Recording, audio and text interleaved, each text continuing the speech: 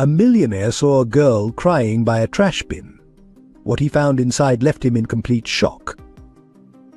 The sharp click of Sarah Thompson's heels echoed through the rain-slicked alley as she ran, clutching a bundle tightly to her chest. Her blonde hair, now drenched and tangled, whipped around her face as she glanced over her shoulder. The footsteps behind her were getting closer. "You can't run forever," Sarah, a man's voice, boomed through the darkness. "Think about what you're doing." Sarah's heart pounded against her ribs as she ducked behind a dumpster, trying to muffle her ragged breathing. The bundle in her arms stirred slightly, and she pressed a trembling finger to tiny lips. "Shh, baby, please," she whispered, tears mixing with the rain on her cheeks. 2 blocks away, Elizabeth Morgan was leaving her office building. Another late night at the investment firm where she'd buried herself in work for the past 5 years.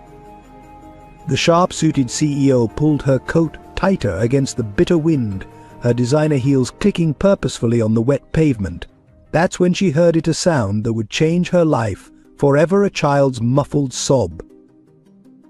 Elizabeth froze, memories she'd fought to suppress rushing back. The birth of her own daughter, the tragic accident, the funeral where she stood alone. She shook her head, trying to clear the thoughts, but the sobbing continued. Following the sound, she turned the corner and saw a young girl, no more than 7, standing by a dumpster. The child's face was streaked with tears as she pointed frantically at something inside. Elizabeth's world tilted on its axis as she peered into the dumpster.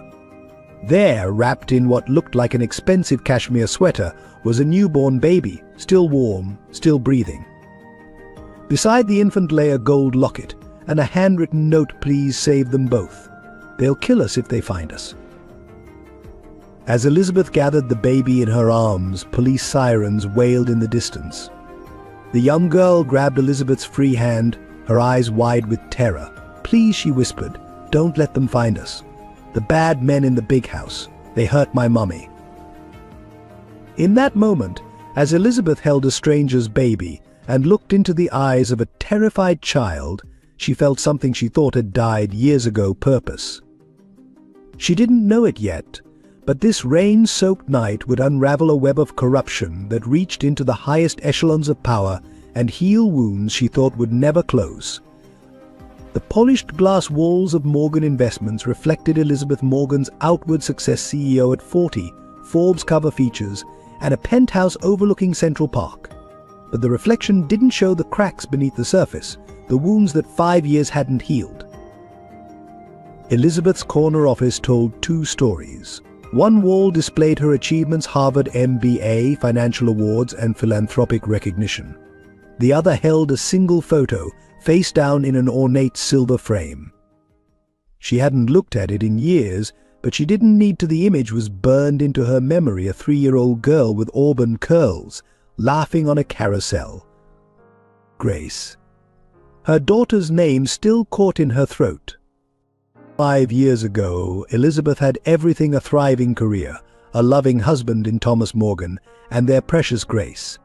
That spring morning started like any other, with Grace chattering about her preschool friends while Thomas drove her to school. Elizabeth had been on a conference call when she got the news: a drunk driver, a red light, an impact that shattered more than just metal and glass. Grace died instantly. Thomas survived for 3 days in the ICU, never regaining consciousness, leaving Elizabeth alone with the beeping machines and endless silence. When he finally slipped away, Elizabeth was left with nothing but the echoing emptiness of their dream house and the weight of all their shared tomorrows that would never come. The investigation revealed a bitter truth: the drunk driver was William Foster, son of her firm's biggest client. The Foster family's influence ran deep, and despite clear evidence, William received only a suspended sentence. Justice, like everything else in Elizabeth's world, proved to be for sale. She threw herself into work, transforming grief into ruthless ambition. Under her leadership, Morgan Investments tripled its portfolio. She became known as the Ice Queen of Wall Street: brilliant, untouchable, and completely alone. The young associates whispered about her, wondering what made their CEO so coldly perfect, never knowing that perfection was just her armor against breaking. The night terrors still came, though less frequently now. Dreams of carousel music turning discordant, of Grace calling for help while Elizabeth remained frozen, unable to reach her. She'd wake gasping, her penthouse too large, too quiet, the city lights below offering no comfort. Dr. Patricia Reynolds, her therapist, suggested volunteering with children's charities, a way to honor Grace's memory. Elizabeth always refused. "I'm not ready," she'd say, but the truth was deeper. She didn't believe she deserved healing. The guilt of surviving, of being on that conference call instead of in the car with her family, had become a familiar companion. The only person who glimpsed behind her walls was her assistant, Rebecca Mitchell, who'd been with her since before the accident. Rebecca quietly maintained the office's unspoken rules: no children's photos on desks, no discussion of family events, and absolutely no carousel music in the building's elevator system. Elizabeth had crafted her new life with surgical precision, excising anything that might trigger memories of her loss. She dated occasionally powerful men who understood the language of mergers and acquisitions, but never let anyone close enough to see the broken pieces she carried. Her world was ordered, controlled, and safely numb until the night she heard a child crying by a dumpster, and everything she'd built began to crumble. As she stared out her office window at the Manhattan skyline, Elizabeth couldn't have known that the carefully constructed walls of her life were about to be shattered, not by another tragedy, but by another expected chance at redemption.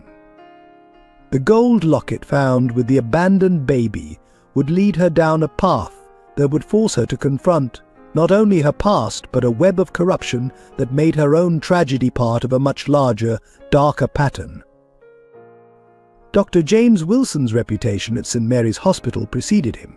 Chief of pediatric medicine at 38, his colleagues admired his surgical brilliance while whispering about his obsession with cases involving abandoned children. Few knew that his dedication stemmed from his own past, a history he shared with Elizabeth Morgan, though neither had realized it yet. His office walls were lined with photos of children he'd saved, but one frame held a yellowed newspaper clipping from 25 years ago. Hospital fire claims lives. Children missing. He'd survived that fire at St. Christopher's orphanage, but the guilt of being the only survivor haunted his every success.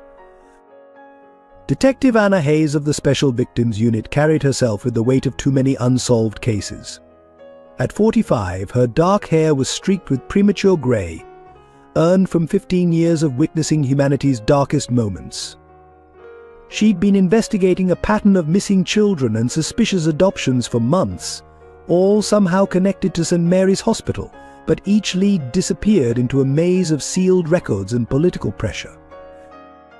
Rebecca Mitchell, Elizabeth's assistant for 7 years, knew more than she revealed. Behind her efficient exterior and perfect meeting minutes, she maintained a private database of similar cases across the state. Her own sister had disappeared 15 years ago, leaving behind only a tearful voicemail about powerful men and terrible mistakes. The police had dismissed it as a runaway case, but Rebecca knew better. William Cooper, the hospital's board chairman, moved through the city's highest social circles with easy charm and generous political donations.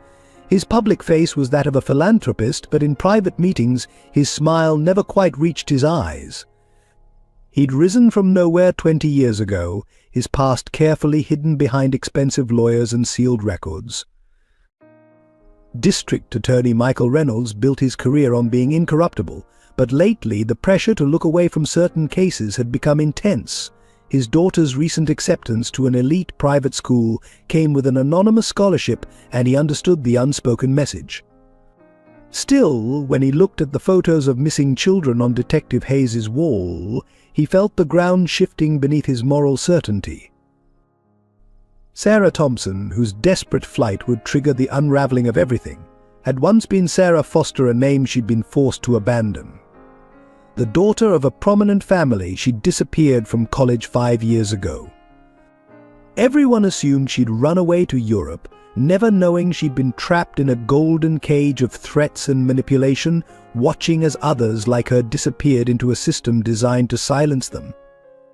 These lives orbited each other like planets around a dark star, each carrying pieces of a truth too terrible to face alone.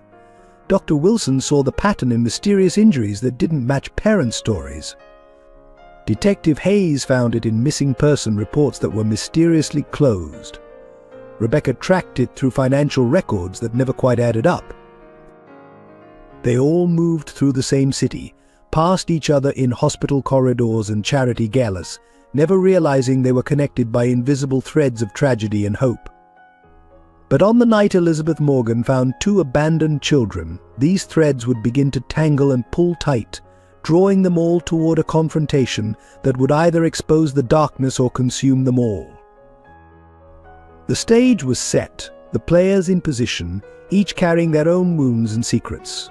None of them could have predicted how their lives would intertwine, or how their individual quests for truth would merge into something larger than themselves. Sarah Thompson's life had been divided into 2 distinct chapters before, and after the gala at the governor's mansion 5 years ago.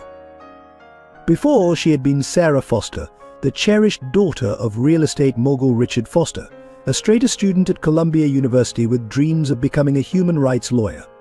After, she became a ghost, a number in a system designed to swallow young women whole.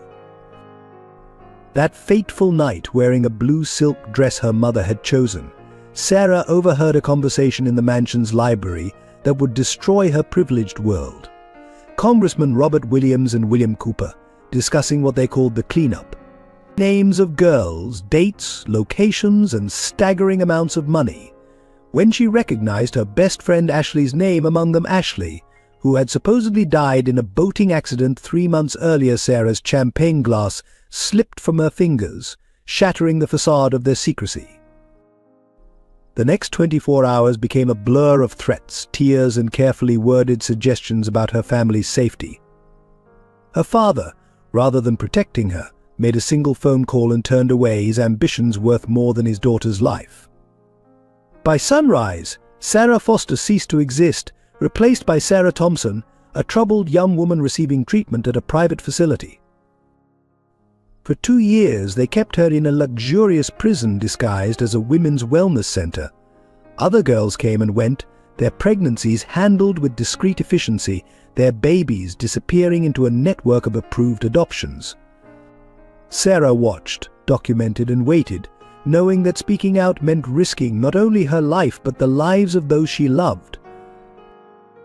She learned the system from the inside, how the girls were chosen, how accidents were arranged, how wealthy families paid fortunes for babies with the right genetic backgrounds. The network reached into every corner of power: judges who signed papers without questions, doctors who falsified records, politicians who buried investigations. Sarah's own pregnancy wasn't planned by the network. Her relationship with David, a young orderly who showed her kindness, had been her one source of comfort. When they discovered her condition, David disappeared, another accident that wasn't an accident at all. The network saw it as an opportunity, a chance to prove her loyalty by giving up her own child. Instead, Sarah planned her escape with the patience of someone who had nothing left to lose. She memorized guard rotations, collected small amounts of cash, and waited until she was carrying not just her own child but evidence of the entire operation: documents, photos, and names carefully gathered over years.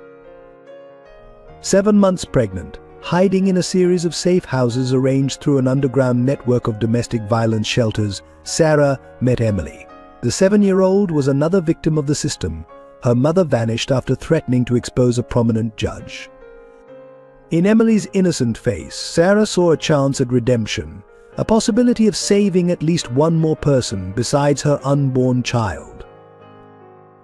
But the network's reach proved longer than she imagined. Each safe house became compromised, each ally disappeared or went silent. On that rainy night by the dumpster, Sarah made the hardest choice of her life, trusting a stranger with not only her newborn daughter, but also Emily, along with the evidence that could bring down the entire operation. What Sarah couldn't have known was that Elizabeth Morgan, the stranger who found her children, had her own score to settle with the network, though neither woman yet realized how their paths had already crossed years before. The gold locket Sarah left with her baby contained not just a mother's love but a key to unraveling everything if they could live long enough to use it. The night Elizabeth Morgan found the children changed everything in a heartbeat. Standing there in the rain, cradling a newborn while a terrified 7-year-old clung to her designer coat, she felt time itself bifurcate into before and after. "My name's Emily," the girl whispered, her voice barely audible above the rain. "The baby is Emma. Please don't call the police. The bad men have police friends." Her words carried a wisdom no child should possess. Elizabeth pulled off her cashmere coat, carefully wrapping it around Emily's shivering shoulders. The baby, Emma, stirred in her arms, impossibly small and vulnerable. The gold locket around the infant's neck gleamed dully in the streetlight, its weight somehow significant against Elizabeth's palm. "I have an apartment nearby," Elizabeth heard herself saying, the words emerging before she could analyze their implications. "Let's get you both warm and dry. Then we can figure this out." Emily's grip on her hand tightened, trust and terror intertwined. The walk to Elizabeth's penthouse was surreal. The doorman's carefully neutral expression spoke volumes about the sight they must have presented the notorious Ice Queen of Wall Street, disheveled and rain-soaked, carrying a newborn while leading a bedraggled child. "Mrs. Morgan," he said simply, holding the door. "Shall I call anyone?" "No, James. Not tonight." The unspoken understanding in his nod was worth more than words. But in the elevator, Emily's reflection in the polished doors showed a girl holding herself too straight, too still, the posture of someone used to making herself invisible. Elizabeth recognized it from her own childhood photos after Grace's death. The penthouse door opened to darkness and silence, a space designed for solitude now suddenly inhabited by the quiet breathing of 3 people instead of 1. Elizabeth hit the lights, and Emily gasped. The Manhattan skyline spread before them, a glittering carpet of lights that made the girl momentarily forget her fear. "Are you hungry?" Elizabeth asked, leading them to the kitchen. Emily nodded, then looked guilty about admitting need. When did you last eat?" "Yesterday morning," Emily whispered. "We had to keep running." Elizabeth's heart clenched. She opened her Sub-Zero refrigerator, its contents a testament to her solitary life. Takeout containers, a bottle of expensive champagne, wilting arugula. "How about grilled cheese?" she offered, remembering how Grace had loved them. While Emily ate, Elizabeth prepared a makeshift bed on the couch, her mind racing. The baby would need formula, diapers, proper clothes. Emily needed everything, and they both needed protection from whatever had driven their mother to such desperate measures. "The locket," Emily said suddenly, looking up from her sandwich. "Mummy said it's important, that it proves everything." Elizabeth carefully opened the gold pendant. Inside was not a photo but a tiny microsed card, barely visible unless you knew to look for it. Whatever was on that card had been worth abandoning 2 children to protect. The baby's cry pierced the night, primal and demanding. Elizabeth lifted Emma, muscle memory from Grace taking over as she cradled the infant.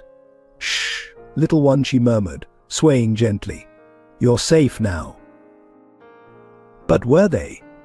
The note's warning echoed in her mind. "They'll kill us if they find us." Who were they? What kind of danger could drive a mother to leave her newborn in a dumpster? Emily had fallen asleep on the couch, the remains of her sandwich still clutched in one hand. In sleep, her face finally matched her age, young, vulnerable, bearing shadows no child should carry. Elizabeth covered her with a cashmere throw, then moved to the window, Emma still in her arms. The city spread below them, its lights now seeming less like stars and more like watching eyes. Somewhere out there, Mother was either running for her life or already silenced. Somewhere, the bad men Emily feared were realizing their quarry had slipped away. Elizabeth Morgan, who had spent 5 years building walls around her heart, felt those barriers crumbling. These children needed more than just shelter, they needed a protector. The kind of protector she had failed to be for Grace. Her phone buzzed Rebecca, her assistant. "Mrs. Morgan, Dr. Wilson from St. Mary's has been trying to reach you. There's been an incident at the hospital. A woman was found unconscious in the parking garage. She was carrying photos of 2 children." Elizabeth's grip tightened on Emma. The game was already in motion, and she had just unwittingly become a player. "Rebecca," she said quietly, "I need you to do something for me. And it can never leave this conversation." St. Mary's Hospital gleamed in the pre-dawn light, its modern facade masking age-old secrets. Elizabeth arrived with Emma and Emily, her heart pounding against her Chanel suit. Rebecca had arranged a private entrance through the service area, away from curious eyes. But Dr. James Wilson met them in an isolated examination room, his face grave. "Mrs. Morgan," he said, then stopped short at the sight of the children. Something flickered in his eyes, recognition perhaps, or fear. "You found them." "What do you know about this, Dr. Wilson?" Elizabeth kept her voice low, conscious of Emily's tight grip on her hand. The girl had refused to leave her side, even for a moment. "The woman in the parking garage," he said, closing the door carefully. "She was carrying photos of these children. Before she lost consciousness, she said one word, Cooper. Then her heart stopped. We managed to revive her, but she's in a coma." Elizabeth felt a chill. William Cooper, the hospital board chairman, whose name appeared on half the city's charitable foundations. Was she identified? No ID, no phone, nothing except the photos, and this he held up a keycard. Access to the hospital's restricted records floor. Only senior staff have these. Emma stirred in Elizabeth's arms as Dr. Wilson examined her. His gentle competence with the baby spoke of years of experience, but there was something else, a personal investment that went beyond professional duty. "The baby's healthy," he confirmed, "but there are traces of drugs in her system, high-end sedatives, the kind used in private clinics." His jaw tightened. "I've seen this pattern before." "What pattern?" Elizabeth demanded. "Pregnant women disappearing. Babies adopted through exclusive agencies. Records that vanish when I try to investigate." He met her eyes. 4 cases in the past year, all connected to this hospital. A nurse knocked, entering with supplies for Emma. Elizabeth noticed how Dr. Wilson subtly positioned himself between the door and the children. The nurse's name tag read Linda, but her hands shook as she set down the supplies, and she avoided eye contact. "Linda," Dr. Wilson called softly as she turned to leave. "How's Mr. Cooper's special ward today?" The nurse froze. I don't work that floor, Doctor." She practically fled the room. "Special ward?" Elizabeth asked. "Officially, it's a private rehabilitation facility." Unofficially, he shook his head. "Nobody who goes in ever seems to come out through the front door." Emily suddenly spoke, her first words since arriving at the hospital. "The white room," she whispered. "Mummy was there, with the other ladies who cried." Elizabeth and Dr. Wilson exchanged looks. A 7-year-old's testimony wouldn't hold up in court, but it confirmed their suspicions. "I need to see those records," Elizabeth said. "It's not that simple. The restricted floor requires 2 key cards to access and the security cameras." "I own shares in this hospital, Doctor. Significant shares." Elizabeth's voice carried the steel that had earned her Wall Street reputation. "And I have friends in the SEC who would be very interested in certain financial discrepancies I'd noticed." Dr. Wilson studied her for a long moment. "Tonight," he said finally, "after the evening shift change. But the children can't stay here, it's not safe." As if to prove his point, voices echoed from the hallway. "Cooper's on his way down. Some emergency board meeting about a security breach." Elizabeth gathered Emma closer. "My penthouse has security. Rebecca can watch them." "No," Dr. Wilson countered. "Too obvious." I have a better place, he scribbled an address. My mother's house in Greenwich. Nobody knows about it. She'll protect them with her life. The choice hung in the air: trust this doctor she barely knew, or risk the children's safety. Emily made the decision for her, reaching for the paper. The doctor has kind eyes, she said simply. Like Mummy. Before they could move, the door handle turned. Dr. Wilson reacted instantly, pulling a privacy curtain around them as William Cooper's voice filled the room. Wilson? There you are. We need to discuss some missing records. Of course, Mr. Cooper. Let me finish with my patient. Through a gap in the curtain, Elizabeth saw Cooper clearly for the first time. Expensive suit, perfect smile, cold eyes. He scanned the room slowly, predatory. Anything unusual today, Doctor? Any? Unexpected admissions? Just routine cases, Wilson replied smoothly. Behind the curtain, Elizabeth held her breath, one hand over Emma's tiny mouth. Cooper lingered a moment longer, then left. The click of his shoes echoed like gunshots down the hall. Tonight, Dr. Wilson whispered urgently. 10 p.m. Don't trust anyone else in this hospital. As Elizabeth slipped out with the children, she caught a glimpse of Cooper watching from his office window above.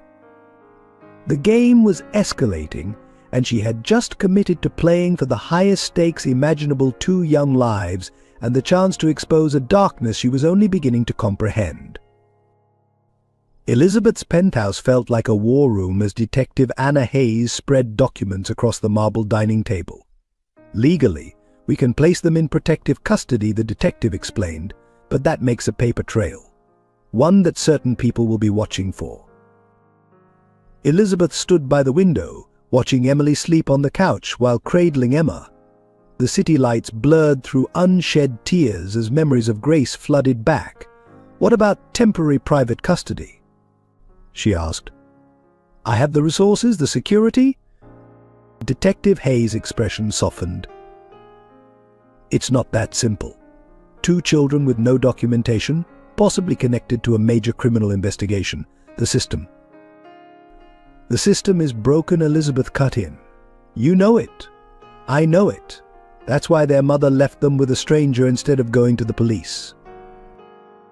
Rebecca entered silently, carrying a stack of legal papers. Always efficient, she'd already contacted Elizabeth's lawyers, drafted emergency custody documents, and prepared multiple contingency plans. But there's another option, Rebecca said quietly. Private adoption agencies sometimes handle sensitive cases. No questions asked. For the right price, she placed a business card on the table. Sunshine Adoptions. They have interesting connections. Detective Hayes picked up the card, her face darkening. We've investigated them before. Every lead disappeared. Every witness changed their story. Then that's our way in, Elizabeth said. I'm a wealthy single woman seeking to adopt. Exactly their type of client. It's dangerous, Hayes warned. These people, they don't play by any rules. Elizabeth looked down at Emma's sleeping face, so trusting, so vulnerable. Then at Emily, who even in sleep kept one hand curled around the gold locket's chain. Neither do I. Not anymore. The next hours became a blur of activity. Rebecca coordinated with Elizabeth's legal team while Hayes made calls to trusted colleagues. By morning, they had created a paper trail that would withstand scrutiny. Elizabeth Morgan, seeking to adopt, had been privately approached about 2 children needing immediate placement. All technically legal, though walking a fine line. Dr. Wilson arrived as they finished, looking exhausted. Cooper's called an emergency board meeting for tomorrow. They're reviewing all adoption referrals from the past 5 years. He knows something's wrong. Then we're running out of time, Elizabeth said. She handed him a document. I need you to sign this. Medical certification for emergency custody placement. He read it carefully, understanding the risk she was taking. You know what this means? Once you sign these papers, you're all in. They'll come after you with everything they have. Elizabeth thought of Grace, of all the moments she'd missed, all the protection she'd failed to provide. "I lost my daughter because I wasn't there to protect her," she said, her voice steady despite the pain. "I won't fail these children too." The morning sun was rising as they finalized the arrangements. Detective Hayes would officially list the case as under investigation but mark it low priority. Dr. Wilson would handle the medical records, creating a plausible history that could withstand examination. Rebecca would manage the practical details of suddenly acquiring 2 children. Emily woke as they finished, her eyes immediately seeking Elizabeth. "Are we leaving?" she asked, fear edging her voice. Elizabeth knelt beside her. "No, sweetheart. You're staying right here." With me, she hesitated, then continued, "if that's what you want." Emily's response was to throw her arms around Elizabeth's neck, holding on, as if afraid she'd disappear. Over the girl's shoulder, Elizabeth met Hayes' concerned gaze. They all knew this decision had just made her a target. "Mrs. Morgan," Rebecca interrupted gently. "The papers are ready." Elizabeth signed her name with the same pen she'd used to sign billion-dollar deals, but this felt heavier, more consequential. Each stroke of the pen was a commitment, a promise to 2 children she barely knew but already loved. "It's done," she said, just as Emma began to cry. As she moved to comfort the baby, Elizabeth caught her reflection in the window. The infamous Ice Queen of Wall Street was gone, replaced by someone both softer and stronger. Someone ready to fight a war she never expected to wage. "We'll need to move quickly now," Hayes said, gathering her files. "Cooper's people will be watching. One wrong move." "Let them watch," Elizabeth replied, steel in her voice. "I've spent 5 years building walls around my heart. Now I'm going to use those walls to protect these children. And God help anyone who tries to harm them." The microSD card from the locket lay on Elizabeth's desk like a tiny bomb waiting to detonate. Her private office's security system had been upgraded twice since the children arrived, but she still felt exposed as she inserted the card into her computer.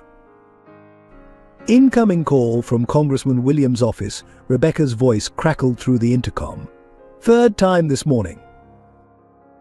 "Keep stalling," Elizabeth replied, her fingers moving across the keyboard. The card's contents were encrypted, but her tech team had finally cracked it. As files populated her screen, her blood ran cold. Of financial records, hospital documents, photos, all leading to one name: Sarah Foster, the missing daughter of real estate mogul Richard Foster. The same Sarah Foster who had vanished from a charity gala 5 years ago, allegedly running away to Europe. The same gala where Congressman Robert Williams had announced his family values campaign. A knock at her door made her jump. Dr. Wilson entered, looking grave. "The woman from the parking garage," he said without preamble. "She's awake." Elizabeth locked her computer. "Take me to her." The private room at St. Mary's was guarded by 2 officers Hayes trusted. The woman in the bed looked nothing like her society photos from 5 years ago, but Elizabeth recognized Sarah Foster immediately. Emily had her eyes. "You have them." Sarah's voice was barely a whisper. "My children."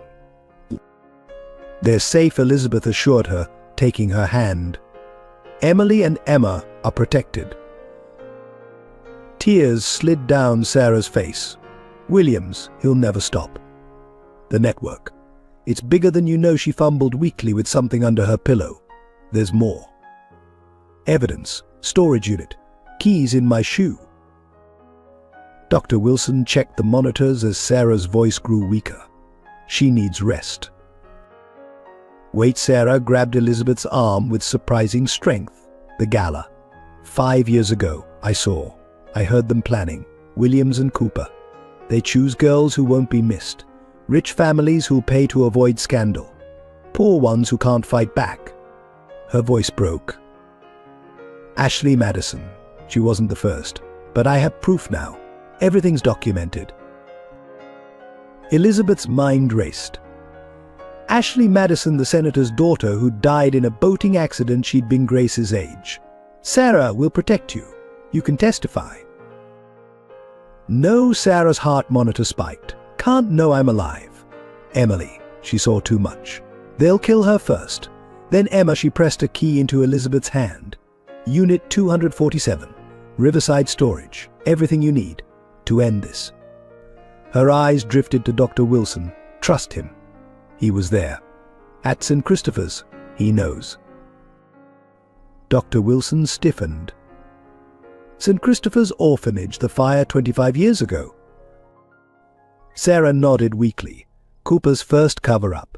The missing children weren't all victims. Some were. Merchandise. The monitors began beeping urgently. Dr. Wilson moved quickly, checking Sarah's vitals. She's crashing.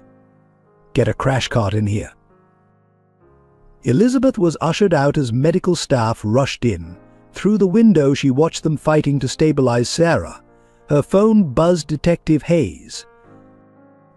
"We have a problem," Hayes said without greeting. "Someone just accessed Foster's sealed records. Williams is on the move. And Elizabeth, he's heading to your office." "Stall him," Elizabeth ordered, already moving. "I need 10 minutes. There's more." Cooper just called an emergency board meeting at the hospital. Topic: reviewing all recent emergency custody placements. Elizabeth's grip tightened on Sarah's key. Everything was accelerating. The storage unit would have to wait. Right now, she needed to get back to her office before Williams arrived, needed to protect the evidence they already had. Her phone buzzed again. "Rebecca, Mrs. Morgan, Emily's school just called. A man claiming to be her uncle tried to pick her up. Showed official documentation." Elizabeth's world tilted. "Is she safe?" "Yes. Your security team intercepted. But, Mrs. Morgan, the documentation was real. Signed by a family court judge this morning." The pieces clicked together. While they'd been focused on Williams, Cooper had been moving through legal channels. They were trying to take Emily through the system itself. "Get me Judge Harrison on the phone," Elizabeth commanded, her heels clicking rapidly across the hospital floor. "And, Rebecca, activate Protocol Grace." Protocol Grace, named for her daughter, was their nuclear option. Every piece of evidence they had would automatically be sent to 20 different news outlets if Elizabeth didn't enter a code every hour. She'd created it as insurance, hoping never to use it. The elevator opened to William Cooper himself. His smile was practiced, perfect.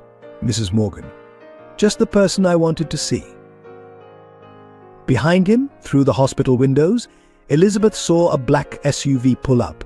Congressman Williams stepped out, flanked by men who were obviously not congressional aides.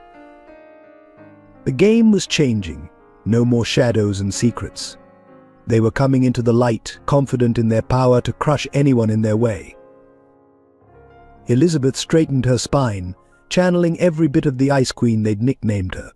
"Mr. Cooper, Congressman Williams, shall we discuss what this is really about?" Storage Unit 247 was tucked away in a forgotten corner of Riverside Storage, far from the security cameras. Elizabeth's hands shook as she turned Sarah's key in the lock. Dr. Wilson stood guard while Detective Hayes waited in her unmarked car outside. "My God," Dr. Wilson breathed as the door rolled up. The unit was a meticulous archive of horror. Filing cabinets lined the walls, each drawer labeled by year. On a table sat a laptop and stacks of external hard drives. Elizabeth opened the first cabinet. Inside were hundreds of files, each containing a girl's photo, medical records, and transaction details. "These go back 15 years, she whispered, pulling out a file at random. "Look at this, payments routed through Cooper's charitable foundation." Dr. Wilson picked up a medical file, his face ashen. "These are forged hospital records. Deaths that never happened, births that were covered up. Cooper's signature is on everyone." A familiar name caught Elizabeth's eye. "Ashley Madison." She opened the file with trembling fingers. Inside was a USB drive labeled Gala Night. "We need to get all of this out of here," Hayes said, appearing at the doorway. Now, Cooper's car was spotted heading this way. They worked quickly, loading boxes into Hayes' car. Elizabeth grabbed the laptop and hard drives last, just as headlights swept the storage facility's entrance. "Too late," Hayes muttered. "He's here. Back exit now." They slipped out through the facility's service entrance as Cooper's voice echoed through the corridors. "Search every unit. Find those files." Safe in Hayes' apartment, they began piecing together the network's operation. The laptop contained meticulous records. Cooper had documented everything, confident in his power to prevent exposure. "It's all here," Elizabeth said, scrolling through spreadsheets. "Girls selected from Williams' youth programs, wealthy families blackmailed into giving up their daughters, fake adoptions, real babies sold to the highest bidders." Hayes studied a document. Cooper ran it like a business. "Look at these profit margins. Each girl was assessed for market value based on background, appearance, education." Dr. Wilson's voice shook with rage. The hospital was their processing center. Private wings where girls were held until they gave birth. Medical records altered to show stillbirths while the babies were sold. Elizabeth opened another file and froze. "James, look at this. St. Christopher's Orphanage. The fire wasn't an accident." Dr. Wilson leaned in, his face pale. "Cooper was the administrator before the fire. These children, they were being sold. The fire was set to destroy records when investigators got too close." But why keep documenting everything, Hayes wondered. Why risk maintaining these records? Insurance, Elizabeth realized. Leverage over everyone involved. Judges, doctors, politicians, they're all implicated. That's how he's controlled them all these years. A video file caught her attention. Williams-Foster negotiation. The timestamp matched the night of the gala. Elizabeth clicked play. Sarah's voice filled the room. "You can't keep doing this." "I'll tell everyone." William's smooth reply, "Who would believe you? Your own father agreed to our terms." Cooper's cold laugh, "Another troublesome girl handled." "The program works, Robert." Elizabeth stopped the video, her hands shaking. "We have them, all of them." Hayes shook her head. "They'll claim it's all fabricated. These men have teams of lawyers, political connections." "Then we'll need something they can't fight." Elizabeth pulled out her phone. "Rebecca? Remember that list of journalists we trusted? Call them all. Now." Dr. Wilson touched her arm. "Elizabeth, if we do this, there's no going back. These men will come at you with everything they have." Elizabeth thought of Emily and Emma, safe in her penthouse under armed guard, of Sarah, fighting for life in the hospital, of Grace, who she couldn't save. "Could," she said firmly, "let them come. I'm done playing defense." Her phone buzzed a text from Rebecca. "Mrs. Morgan, Cooper just called. He's offering a deal. Full custody of the girls, all charges dropped if you hand over the files." Elizabeth's laugh was cold. "Tell him I don't make deals with monsters." She turned to Hayes and Wilson. "We're going public. Tonight, every news outlet, every social media platform. Let's see how their power holds up under the spotlight." Hayes nodded grimly. "I'll coordinate with FBI contacts. Once this breaks, they can't stall anymore." And Elizabeth, Dr. Wilson added softly, "You've just declared war on some very powerful people." Elizabeth thought of the files, each one representing a life destroyed by greed and corruption. "No," she corrected. "They declared war when they started hurting children. I'm just finally fighting back." The early morning light filtered through Elizabeth's office windows as Dr. Wilson paced, his usual composure shattered. Before him lay a file from St. Christopher's Orphanage, yellowed with age but devastating in its contents. "I always knew I wasn't the only survivor," he said, his voice raw. But this he touched a photo of himself at age 7, standing beside a young girl. Her name was Amy. She was like a sister to me. Elizabeth studied the image. What happened to her? The night of the fire, Cooper separated us. Said she was being adopted by a special family. I never saw her again. His hands trembled. Until now. He placed another photo on the desk, a recent one. A woman in surgical scrubs at St. Mary's. Meet Dr. Amy Parker, head of obstetrics. Cooper's most trusted doctor. "You're Amy," Elizabeth whispered. "She's been working with them." Not willingly, Wilson pulled out more documents. Cooper's been blackmailing her. She signed off on all those falsified birth records because he threatened to reveal her past she doesn't even remember. Hayes entered, carrying coffee. "The fire didn't just destroy records," she said. "It traumatized the children so severely that many blocked out their memories. Cooper used that trauma, shaped their new identities." I recognized her voice first, Wilson continued. "In surgery, she was humming a lullaby, the same one she used to sing to help me sleep at the orphanage. When I tried to talk to her about it, Cooper had me transferred to a different department." Elizabeth's phone buzzed. "A message from Rebecca, Dr. Parker requesting urgent meeting. Says it's about Project Cherub." Wilson's head snapped up. That was Cooper's code name for the original program at St. Christopher's. Amy remembers. Or it's a trap, Hayes warned. "No," Wilson said firmly. "I know my sister. She's breaking free." The meeting was arranged in Elizabeth's private conference room. Amy Parker entered looking haunted but determined. "James," she said softly, "I remember now. The fire, the children, all of it." Tears streamed down Wilson's face as he embraced her. "I tried to find you." "Cooper made sure we never connected," Amy said, pulling away. "But seeing those children you're protecting, Emily and Emma, it triggered something. The memories started coming back." She placed a USB drive on the table. "I've been collecting evidence for years, not knowing why. Birth records, adoption papers, video footage from the maternity ward. I thought I was just being thorough. But I was building a case, wasn't I? Some part of me knew." Hayes picked up the drive. "This could be the missing piece we need. Medical proof of what they've been doing." "There's more," Amy continued. "Cooper didn't just separate us that night. He's been replicating the program. Finding broken children, reshaping them into unwitting accomplices. There are others like me in hospitals across the country." Wilson sank into a chair. "How many?" "Dozens.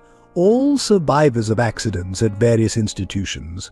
All placed in medical positions where they could facilitate the network." Amy's voice broke. "I helped them, James. I didn't know, but I helped them do to others what they did to us."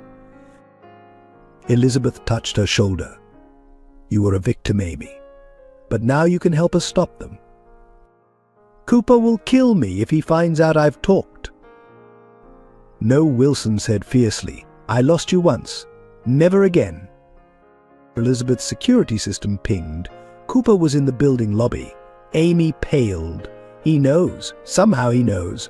Somehow he knows." "Good," Elizabeth said, her voice steel. "Let him come." "Detective Hayes, get Amy's evidence to your FBI contacts. Dr. Wilson, take your sister to the safe house. It's time to end this." As Wilson led Amy out through the private exit, she stopped.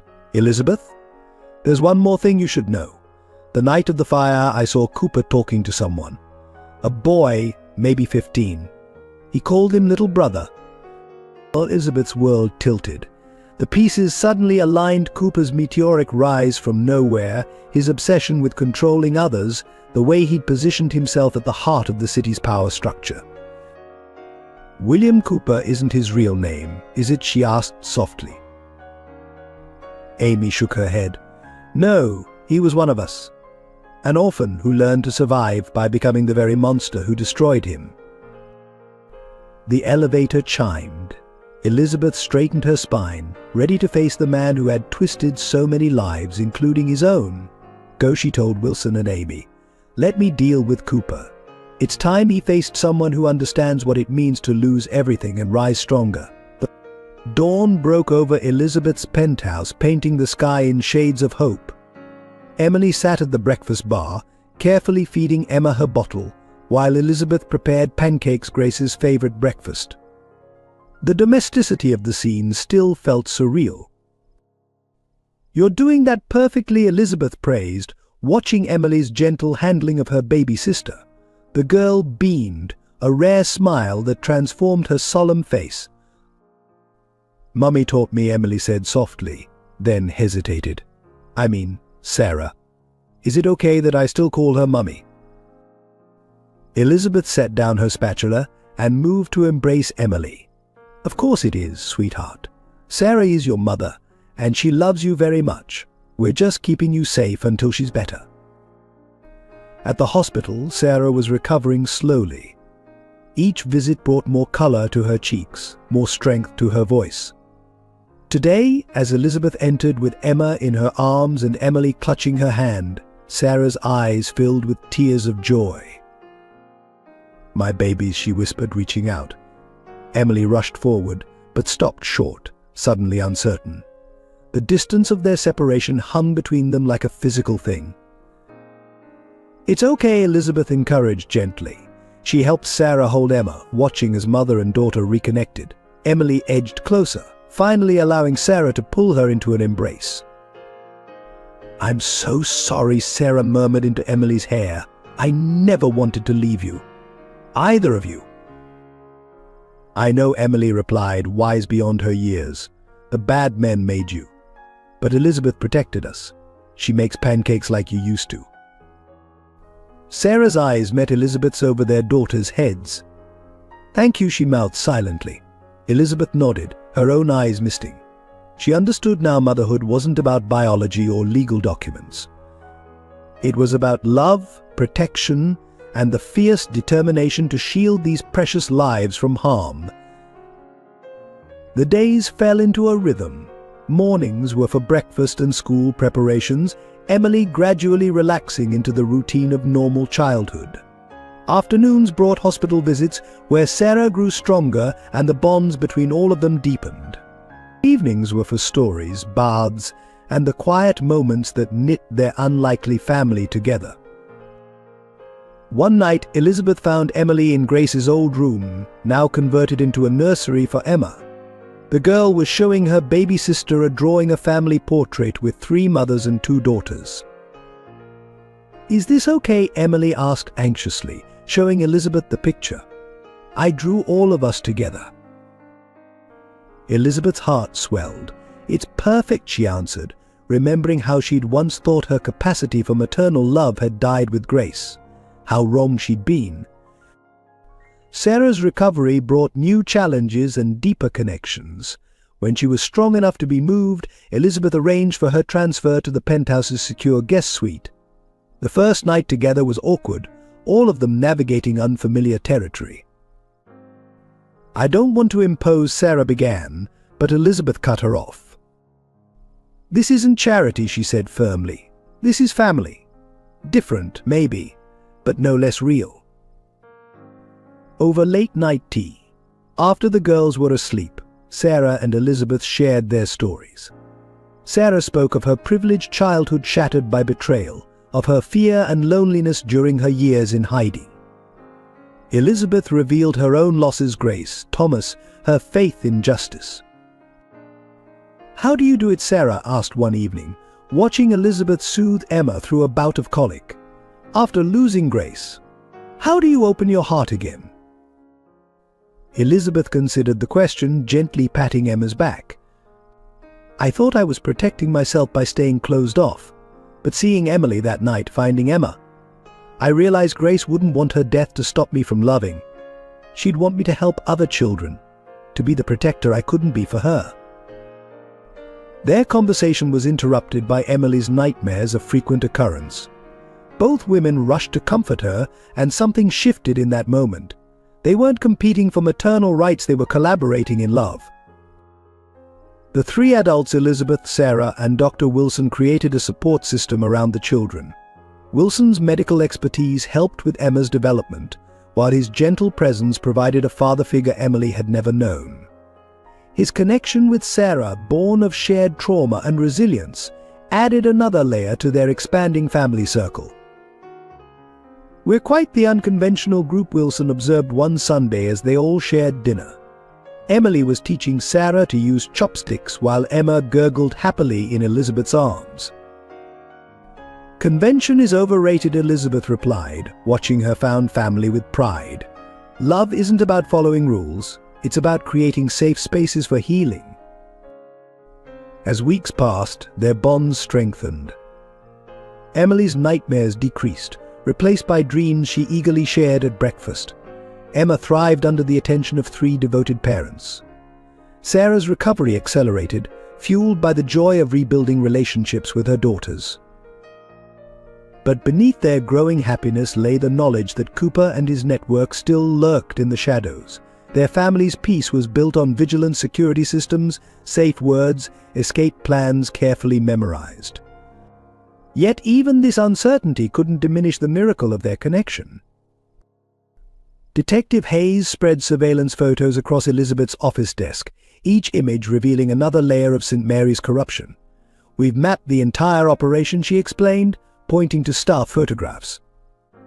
"Every shift has at least one of Cooper's people. They identify vulnerable patients, especially pregnant women without strong family connections." Dr. Wilson entered, carrying a thick folder. "I've traced the money," he said, his voice tight with anger. "Cooper's foundation accepts donations from wealthy families always after their daughters mysteriously disappear. The amounts range from $5 to $10 million. Elizabeth studied a financial report. These donations are then laundered through hospital renovations that never happen. Look at these construction companies, they all lead back to shell corporations. Amy Parker joined them, still adjusting to her role as key witness. "I've identified 15 nurses and 5 doctors who were placed here by Cooper. All orphans, all with mysteriously altered records. He built his network using people who had no one to question their backgrounds." Hayes picked up a patient file. Sarah wasn't the first to try exposing them. 3 other women attempted to contact authorities. All 3 suffered accidents before they could testify. She paused. 2 fatal, 1 permanently silenced in a mental institution. Elizabeth's phone buzzed Rebecca with an urgent update. "Mrs. Morgan, Congressman Williams just announced a congressional hearing on hospital adoption practices. He's positioning himself to control the investigation."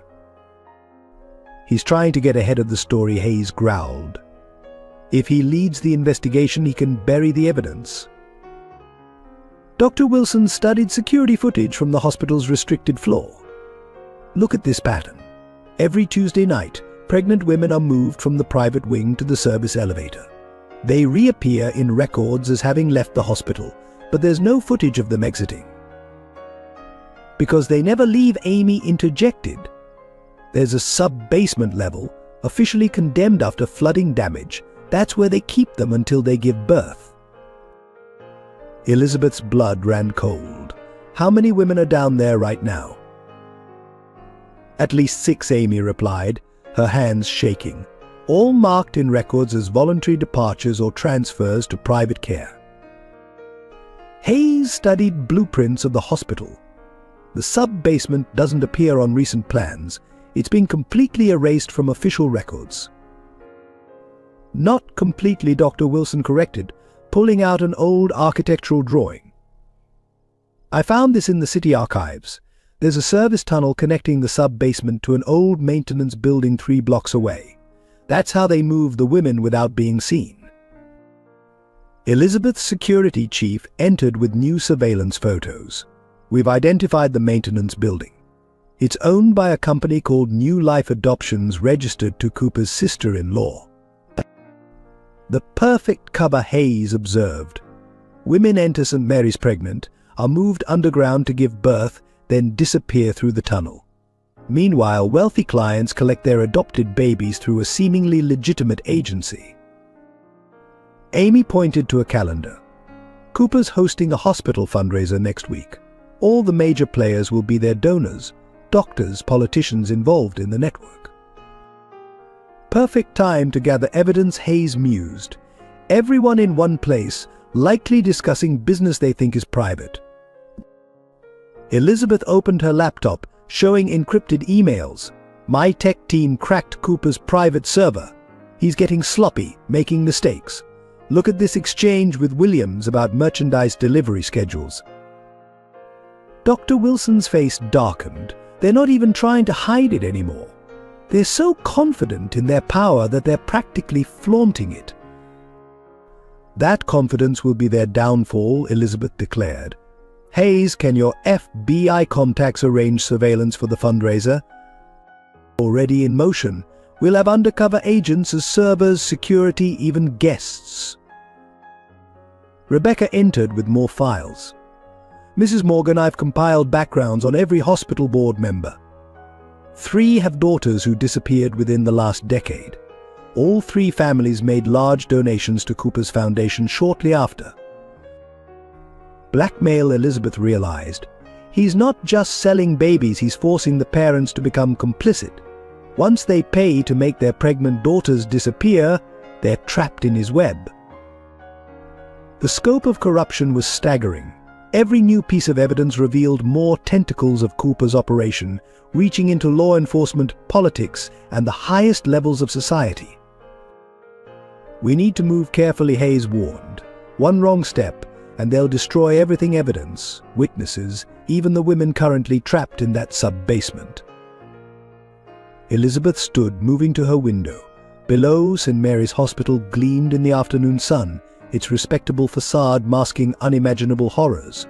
No, she said firmly, we've played defense long enough. It's time to bring it all down. The first warning came at dawn. Rebecca found her car's brake lines cut, a child's toy left on the driver's seat. Hours later, Dr. Wilson's mother received photos of her house taken from different angles, each marked with a red X. They're escalating, Hayes said, examining the evidence in Elizabeth's secure conference room. Classic intimidation tactics. Show they can reach anyone, anywhere. Sarah, still recovering in Elizabeth's penthouse, received a more personal threat. A delivery arrived, her old debutante dress from the governor's gala, now stained with what looked like blood. The note read, Emily looks just like you at that age. Elizabeth doubled security, adding ex-military guards to the rotation. She moved Wilson's mother to a safe house and relocated Rebecca to the penthouse's guest suite. But Cooper's network proved resourceful.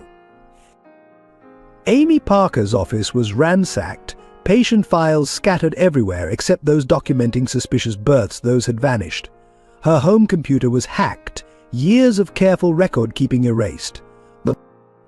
They're trying to destroy the evidence before the fundraiser, Wilson observed, holding Amy as she shook with fear and rage.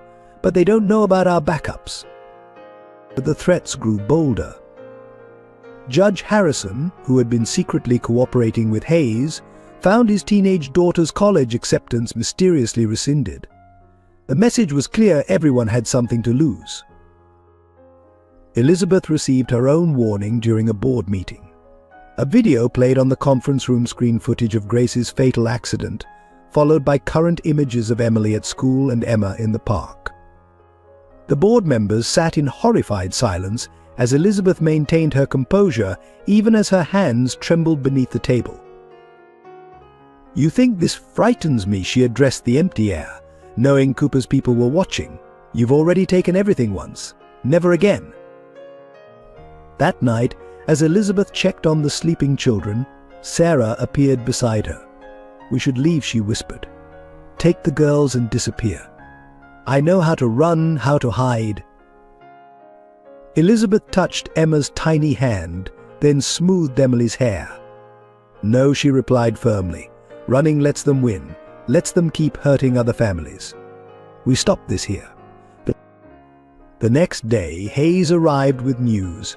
2 potential witnesses, nurses who had agreed to testify, had vanished. Their apartments were immaculate, passports missing, resignation letters perfectly typed. Too perfect. "They're cleaning house," Hayes growled. "Anyone who might talk is being eliminated or disappeared."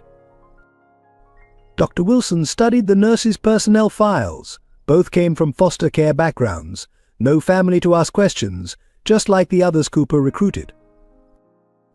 Rebecca's network of contacts reported similar patterns across the country. Mysterious accidents, sudden relocations, people vanishing just before they could expose similar operations in other hospitals. The pressure mounted as the fundraiser approached. Amy received medical records from her past procedures she had no memory of, signed with her name but not her signature. "They're going to claim I'm unstable," she realized. "That I fabricated everything." Wilson held her hand. "They can't erase who you are, Amy. Not anymore." Elizabeth's company faced sudden SEC investigations, tax audits, and suspicious reports about offshore accounts. Her board members received anonymous tips about alleged misconduct. Clients began pulling investments. "They're trying to destroy your credibility," Hayes observed. "Make any accusations you make seem like revenge for financial troubles." But each threat strengthened Elizabeth's resolve. She converted her liquid assets to untraceable accounts, secured her evidence in multiple locations, and prepared for war. The final warning came 3 days before the fundraiser. A small package arrived at the penthouse at Carousel Horse, painted black, with a note, "Every mother's nightmare is losing a child. Are you ready to lose 3? Elizabeth gathered her unlikely family: Sarah, Wilson, Amy, Hayes, Rebecca, and the children in her secure panic room. "Tomorrow," she announced, "we end this. Not just for us, but for every family they've destroyed." She looked at each face, seeing not fear but determination. These people, brought together by tragedy and corruption, had become something Cooper could never understand: a family bound by choice rather than blood, strengthened by adversity rather than broken by it. "Let them threaten us," Elizabeth declared. "Every warning shows their desperation. Every attempt to silence us proves what they fear most: the truth." As they finalized their plans for the fundraiser, Emily tugged at Elizabeth's sleeve. "Are the bad men coming for us?" she asked, her young voice steady. Elizabeth knelt before her. "No, sweetheart. We're going after them. And this time, they're the ones who should be afraid." The hospital fundraiser was in full swing when Elizabeth's secure phone buzzed, the one connected only to Emily's security detail. Her blood froze at the text code read, "School breach. Moving to protocol grace." She caught Hayes' eye across the ballroom, giving the prearranged signal. Within seconds, her security team was mobilizing while maintaining the illusion of normalcy at the gala. At Emily's private school, chaos erupted.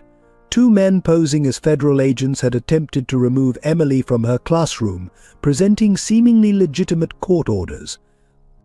They hadn't counted on Elizabeth's security measures. Every staff member had been trained to recognize authentic credentials, and Emily wore a panic button disguised as a bracelet. "Target secure," came the update. "Moving to Safe House C, 2 hostiles in pursuit." Elizabeth maintained her composed facade, laughing at a donor's joke while her heart raced. Cooper stood across the room, his perfect smile never wavering. He knew this was his counter move. "Mrs. Morgan," he approached smoothly, "you seem distracted.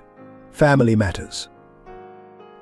Before she could respond, another text arrived: "Vehicle disabled.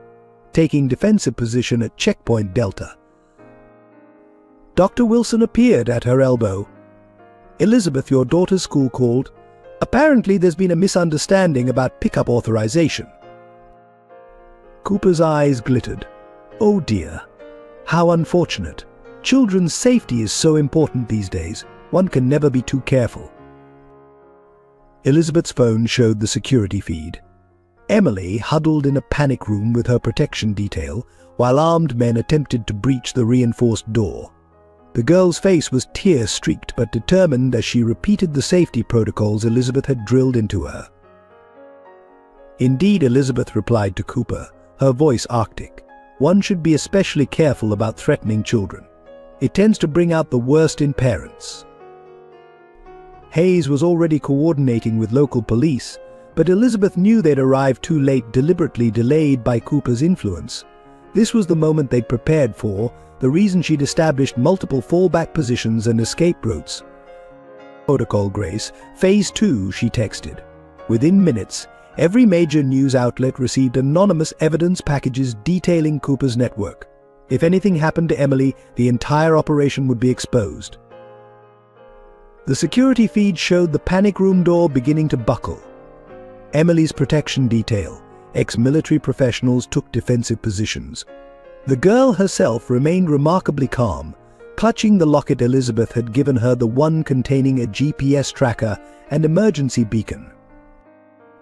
"Your move," Elizabeth told Cooper quietly.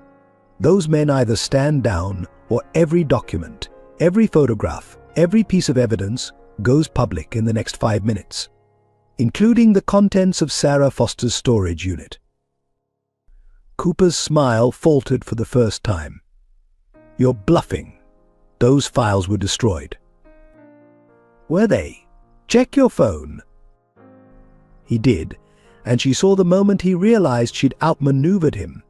The first wave of evidence was already hitting social media, nothing incriminating enough to spook his people, but clear proof that more was coming. "Stand down," Cooper barked into his phone. On the security feed, the men attacking the panic room immediately retreated. But Elizabeth watched them go, her heart pounding. "If anything happens to Emily or Emma or Sarah or anyone else I care about, everything comes out. No warnings, no negotiations, no deals." "You have no idea what you're dealing with," Cooper hissed.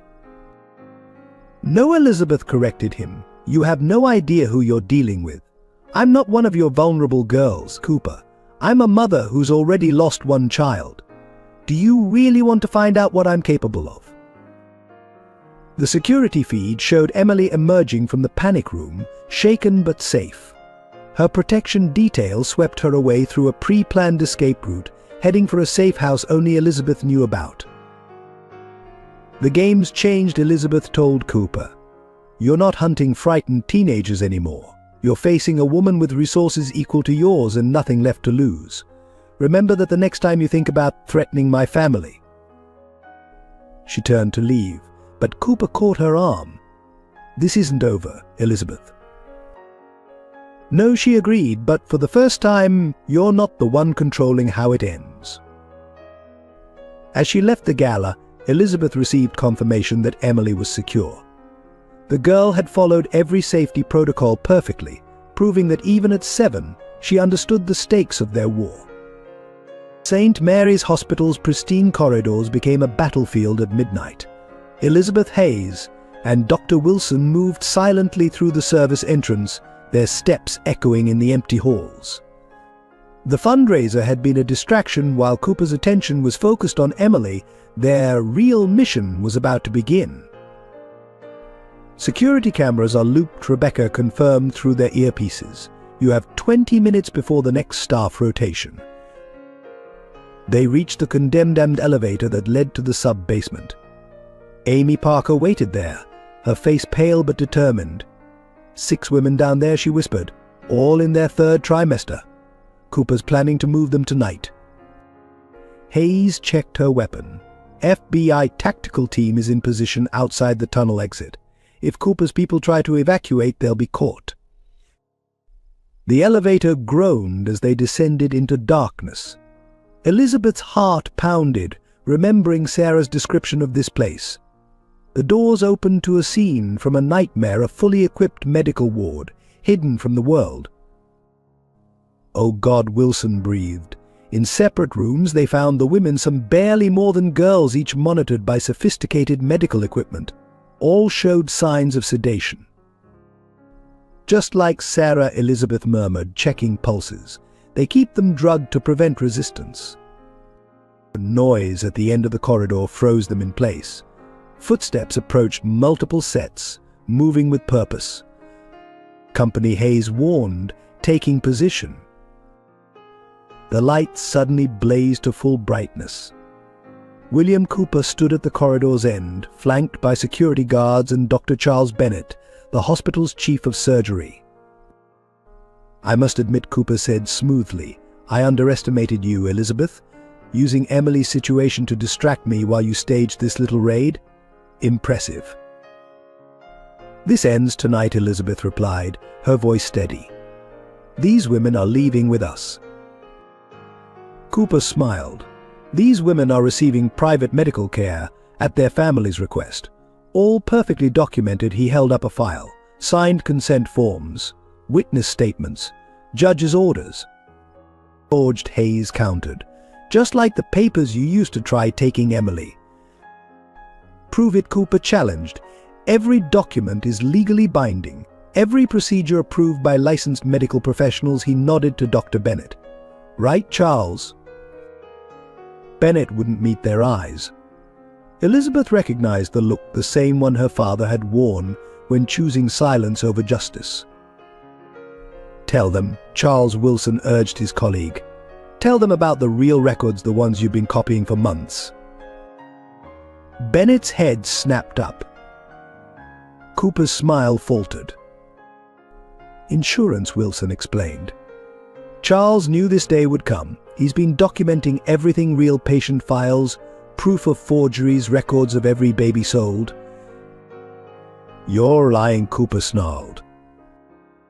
"The files are already with the FBI," Hayes added, "along with testimony from 3 board members who've agreed to cooperate." Cooper's composure cracked.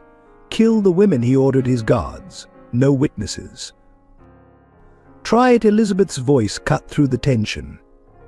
"Every major news outlet is live streaming this conversation. Hidden cameras, Cooper. The whole world is watching." On cue, Rebecca's voice came through their earpieces. "Live feeds confirmed. All networks carrying the story." Cooper lunged for Elizabeth, but Wilson intercepted him.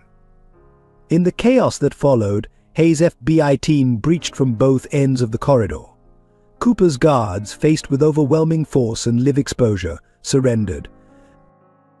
"William Cooper," Hayes began, cuffing him personally, "you're under arrest for kidnapping, human trafficking, conspiracy." "You've destroyed everything," Cooper spat at Elizabeth. "No," she corrected him. "I've stopped you from destroying any more lives." The women were evacuated to waiting ambulances, each accompanied by legitimate medical staff.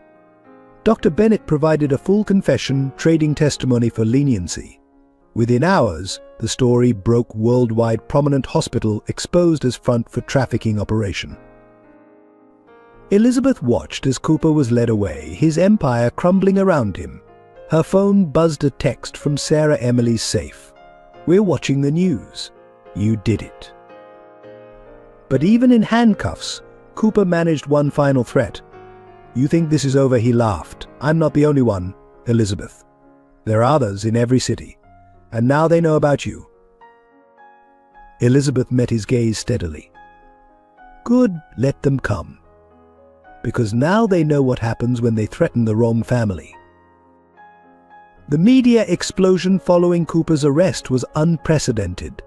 Elizabeth watched from her office as every major network ran the footage from St. Mary's. The hidden cameras had captured everything: the underground ward, Cooper's confession, the rescue of 6 pregnant women held against their will. "Congressman Williams just resigned," Rebecca announced, rushing in with updates. "FBI raided his offices an hour ago. They found detailed records of every transaction, every victim." Hayes arrived with more news. "It's spreading. 3 other hospitals in different states have been exposed. Cooper's network was bigger than we imagined. The dominoes are falling." Elizabeth's phone hadn't stopped ringing. Victims and their families, emboldened by Cooper's arrest, were coming forward. Each story was more horrifying than the last: daughters who'd vanished, babies stolen, lives destroyed by powerful men who'd thought themselves untouchable. Sarah Foster's testimony just went public, Wilson reported, bringing in a tablet with the live broadcast. Sarah, still recovering but strong, faced the cameras with dignity as she detailed her ordeal. "I'm speaking out today." Sarah's voice filled the office, not just for my daughters, but for every woman they silenced, every child they stole, every family they destroyed. This ends now. The evidence from Storage Unit 247 proved devastating. Cooper's meticulous records implicated judges, politicians, hospital administrators across the country. His insurance policy became his undoing. He documented everything, believing his power would protect him. District Attorney's Office is moving fast, Hayes said. They've issued warrants for 37 arrests just in this city, including 3 family court judges who helped falsify adoption records. Elizabeth's investment firm had become command central for the expanding investigation. Rebecca coordinated with journalists, ensuring each revelation reached the public. Wilson and Amy worked with medical boards, exposing corrupt doctors and administrators. Cooper's overseas connections are unraveling, Rebecca added. Interpol just raided adoption agencies in 3 countries. They're finding matching records, proof of where the babies were sent. The stock market reflected the chaos as prominent figures fell. Companies tied to Cooper's network saw their shares plummet. Elizabeth's own company faced scrutiny, but her transparency about her role in exposing the conspiracy turned public opinion in her favor. 6 more whistleblowers have come forward, Hayes announced. All hospital staff, all with documentation. They were waiting for someone to crack Cooper's shield of invulnerability. Sarah arrived with Emily and Emma, their security detail in tow. Emily ran to Elizabeth, wrapping her arms around her waist. "The bad men are going away?" she asked. "Yes, sweetheart," Elizabeth assured her. "They can't hurt anyone anymore." Sarah joined them at the window, watching news vans gather below. "I never thought this day would come," she said softly. "I'd given up hope." "Hope," Elizabeth replied, "is what they tried to steal from all of us. Taking it back is our greatest victory." Wilson entered with Amy, carrying more files. Medical board is suspending licenses across the country. Every doctor involved in Cooper's network is being investigated. "My sister called," Amy added, her voice trembling. She saw the news.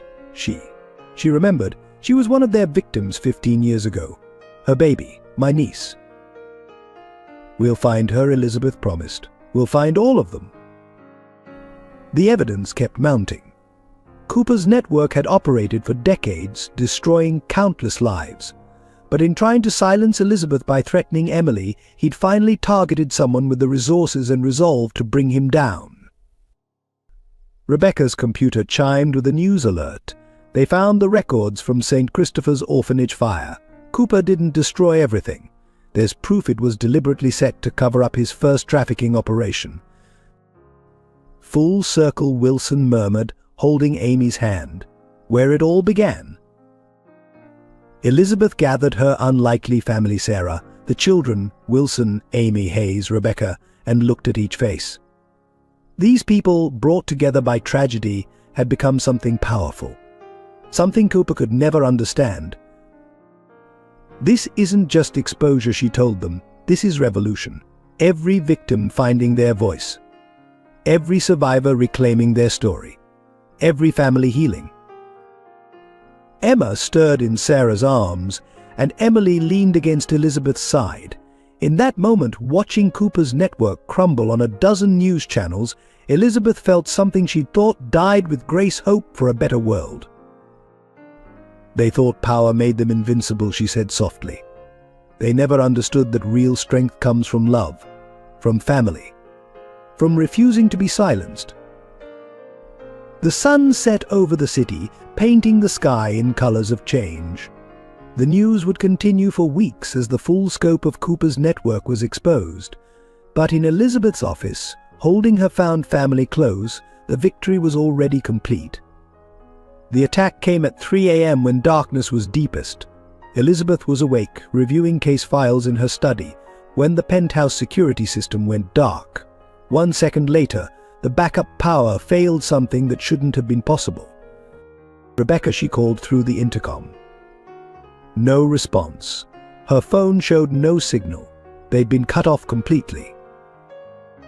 Glass shattered somewhere in the East Wing. Elizabeth moved silently down the hallway, her heart pounding. The children were in the panic room with Sarah's standard procedure during nighttime hours, but Rebecca had been working late in the guest suite. A muffled scream confirmed her worst fears. Elizabeth pressed against the wall, listening to multiple sets of footsteps moving through her home. Professional, methodical. These weren't common criminals. Find the children, a voice commanded. Cooper wants proof. Elizabeth reached the hidden panel beside Emma's nursery, pressing the sequence that would alert Hayes without needing phone service. Then she heard Rebecca's voice, tight with pain. I don't know where they are, Rebecca insisted. The panic room relocates randomly. Even I don't know which floor it's on. A sharp slap echoed through the darkness. Don't lie to us. You're her right hand. You know everything. Elizabeth weighed her options. The children were safe in the rotating panic room, her most expensive security measure. But Rebecca, images of other accidents arranged by Cooper's network flashed through her mind. A floorboard creaked behind her. Elizabeth spun, but too late. A cloth pressed against her face, sweet-smelling chemicals overwhelming her senses. As consciousness faded, she saw men in tactical gear moving through her home with military precision. We've got the primary target, someone reported. Keep searching for the others. Elizabeth fought the darkness, focusing on one thought: she had to stay awake, had to protect them, had to. The world went black. She woke to Rebecca's voice, urgent and afraid. Mrs. Morgan. Elizabeth, please wake up. They were zip-tied to chairs in Elizabeth's own living room. Through the floor-to-ceiling windows, she could see the city lights flickering like distant stars. 4 men stood guard, while a 5th, clearly the leader, spoke quietly into a radio. The panic room's shielded, he reported. We can't breach it without risking the children, but we have Morgan and her assistant. Elizabeth tested her restraints. Professional work, no escape there. Her head throbbed from the chloroform, but she forced herself to focus, to count exits, evaluate threats, look for advantages. Cooper sends his regards, the leader approached, his face obscured by a tactical mask. He'd like you to reconsider your position regarding the evidence you've collected. Cooper's in jail. Elizabeth's voice was hoarse but steady. You're working for ghosts. He held up a phone, showing a live video feed. Cooper, in what appeared to be a luxury apartment, not a jail cell. You really think a man with his connections would stay imprisoned? Rebecca gasped. Elizabeth felt cold fear settle in her stomach. If Cooper had escaped. Here's the deal, the leader continued. You publicly retract your accusations, claim you fabricated evidence for personal gain. Your company takes the fall, but your family lives. And if I refuse? He gestured to the window. 40-story drop. Tragic murder-suicide. Grieving CEO, devastated by fraud allegations, kills her assistant before taking her own life. Elizabeth met Rebecca's terrified eyes, trying to convey reassurance she didn't feel. Somewhere above them, Sarah huddled with Emily and Emma in a panic room that wouldn't stay hidden forever. Somewhere in the city, Cooper watched and waited. The leader's radio crackled. Sir, we found something. Sub-level 3. Elizabeth's heart stopped. That's where she'd hidden her most damaging evidence against Cooper.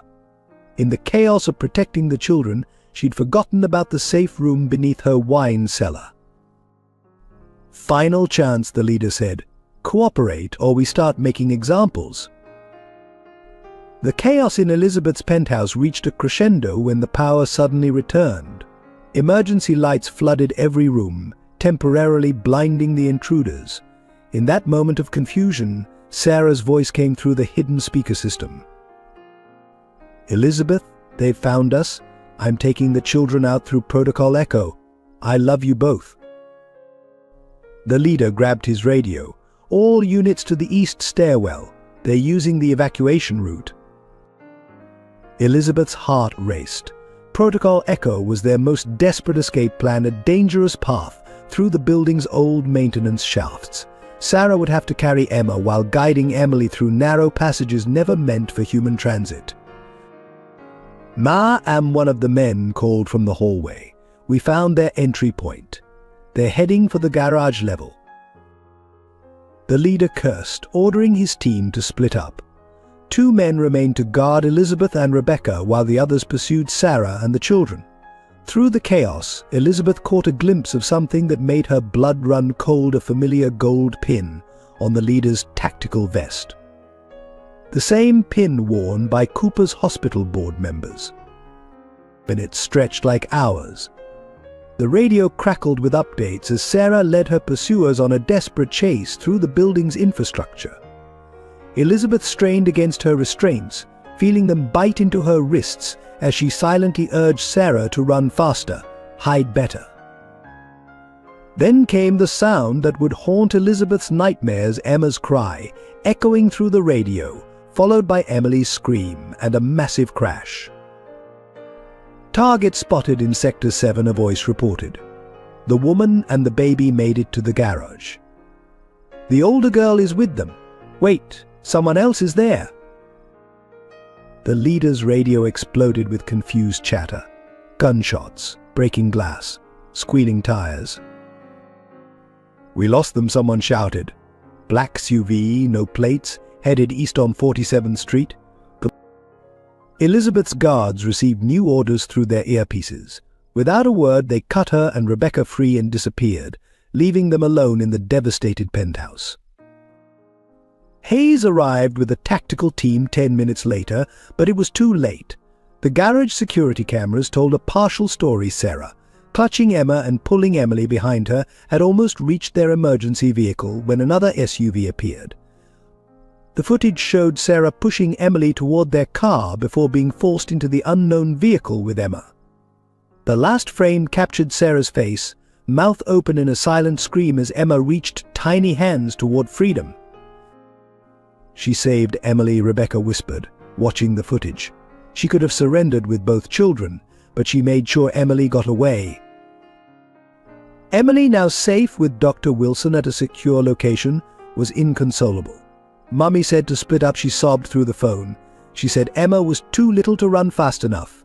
She said to tell Elizabeth she's sorry.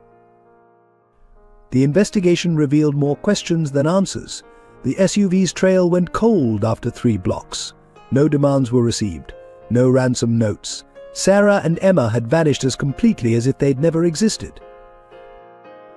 Elizabeth stood in Emma's nursery, touching the empty crib. Sarah's sacrifice haunted her, the choice no mother should have to make, saving one child by surrendering with the other. Somewhere out there, Sarah was either fighting for survival or... Elizabeth couldn't complete the thought. Hayes appeared in the doorway. "We found this in the garage." She held out a crumpled piece of paper, stained with what looked like blood. "In Sarah's handwriting, storage unit 731. The truth about Cooper's escape. Keep Emily safe." Elizabeth clutched the note, fresh determination replacing her despair. Sarah hadn't given up. She'd left them a clue, a way to fight back. Now they just had to decode it before time ran out for both her and Emma. Storage Unit 731 became their priority, but Dr. Wilson insisted on investigating alone. "It's too dangerous for you," he told Elizabeth. "Emily needs at least one of us alive." The storage facility was on the outskirts of town, surrounded by abandoned warehouses. Wilson parked a block away, following Sarah's detailed instructions found hidden in the note's watermark. As he approached Unit 731, his medical training told him something was wrong. The air carried a faint, sweet smell. Inside, he found more than documents. The unit contained a makeshift medical facility, complete with monitoring equipment and surgical supplies. On a small desk sat a single file labeled Operation Phoenix. The first page revealed Cooper's entire escape plan. Corrupt guards, falsified transfer orders, a body double in his cell. But it was the second page that made Wilson's blood run cold, detailed medical protocols for handling pregnant women during extended transport.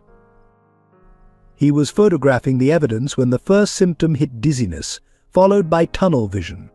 The sweet smell. Too late he recognized it. Carbon monoxide being pumped in through the ventilation system. Wilson staggered toward the exit, but his legs wouldn't cooperate. He managed to hit the emergency alert on his phone before collapsing. The last thing he saw was the unit's door swinging shut, trapping him inside with the invisible killer. Elizabeth, monitoring from her office, received the alert and dispatched her security team immediately. They found Wilson unconscious, barely breathing.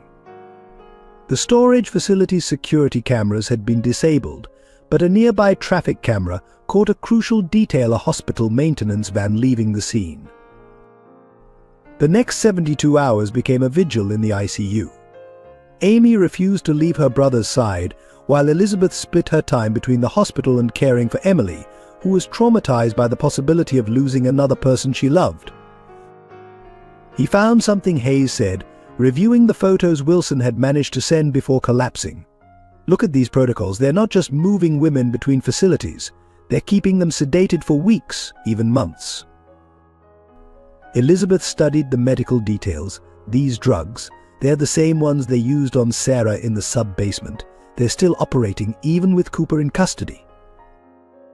Wilson drifted in and out of consciousness, fighting for his life as the carbon monoxide poisoning attacked his system. During one lucid moment, he grabbed Elizabeth's hand. The van, he whispered. Check the van. Hayes' team traced the hospital maintenance van to a warehouse registered to one of Cooper's shell companies. Inside, they found evidence of recent occupation medical supplies, food wrappers, and a discarded baby bottle. They were here, Elizabeth realized. Sarah and Emma were here. But the true breakthrough came from Wilson's damaged phone. In his last conscious moments, he'd managed to photograph one more document, a shipping manifest for medical equipment being transferred to a private facility in the mountains. Wilson's condition stabilized after 4 days, though doctors warned of possible permanent damage to his heart. Emily was allowed to visit, her small hand clutching his, as she made him promise never to go away like her mummy did. I promise, Wilson told her, his voice weak but determined. We're going to find them, Emily. All of us together. The attempt on Wilson's life changed the game. Cooper wasn't just running a trafficking operation, he was rebuilding it, even from custody. The mountain facility, the medical protocols, the elaborate escape plan. All pointed to something bigger than they'd imagined. Elizabeth stood at Wilson's hospital window, watching Emily curl up beside him on the bed, finally sleeping after days of nightmares. They'd almost lost him, just as they'd lost Sarah and Emma. But each loss, each near tragedy, only strengthened their resolve. We need to end this, Wilson said softly, careful not to wake Emily. Whatever it takes. Elizabeth nodded, her expression hardening. Whatever it takes. The mountain facility loomed before them, a sprawling private hospital nestled in dense forest.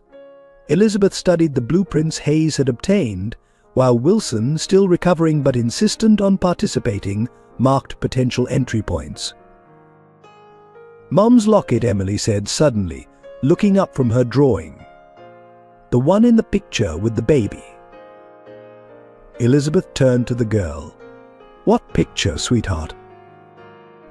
Emily ran to her backpack, pulling out a crumpled photograph she'd kept hidden. It showed a young woman holding a baby, a distinctive gold locket around her neck. I found it in your office. The lady looks like you. Elizabeth's hands trembled as she took the photo. This is my mother. Where did you find this? In the box with the hospital papers. There was writing on the back. Elizabeth turned the photo over. In faded ink, Margaret and William, St. Christopher's Hospital, 1975. Billy's first day home with his sister Elizabeth.